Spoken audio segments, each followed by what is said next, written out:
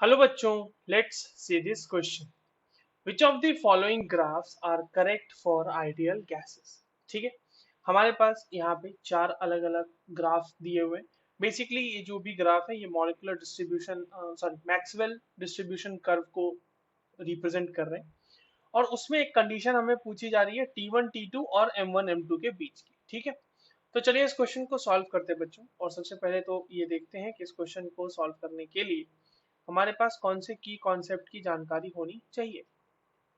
इस सवाल का जो की कॉन्सेप्ट है वो है Maxwell's distribution curve. Maxwell's distribution curve, ठीक है। तो मैक्सवेल डिस्ट्रीब्यूशन कर्व के बारे में हम समझते हैं।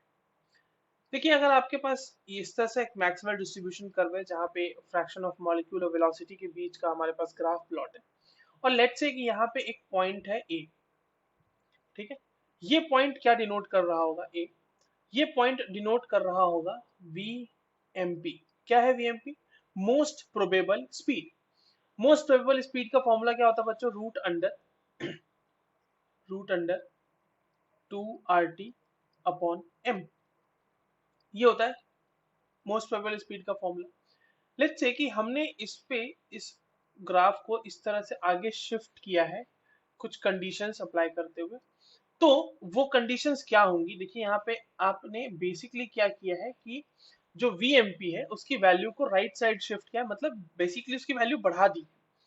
तो अगर हमारे पास VMP जो कि मोस्ट प्रोबेबल स्पीड है वो 2 RT/m है, तो हमें अगर उसकी वैल्यू इंक्रीज करनी है तो हम क्या करेंगे? हम t की वैल्यू इंक्रीज करेंगे क्योंकि डायरेक्टली प्रोपोर्शनल है, और हम m की वैल्यू डिक्रीज करेंगे क्योंकि ये इनवर्सली प्रोपोर्शनल है। फॉर्मूला से हमें ये पता चल रहा है। नाउ लेट्स से कि ये जो दो ग्राफ है आपके सामने, ये लेट्स से T1 पे प्लॉटेड है और ये है T2 पे प्लॉटेड। या इसको उल्टा ही कर लेते हैं, T2 और T1 ही कर लेते हैं। तो T2 और T1 में अगर हमें फर्क करना होगा तो देखिए, मैंने अभी आपको बताया कि T बढ़ाने की जरूरत है, टेम्परेचर बढ़ाने की जरूरत है वेलोसिटी शिफ्ट करने के लिए। तो ऑब्वियस सी बात है कि T2 हमारा बड़ा हुआ होगा T1 से, राइट।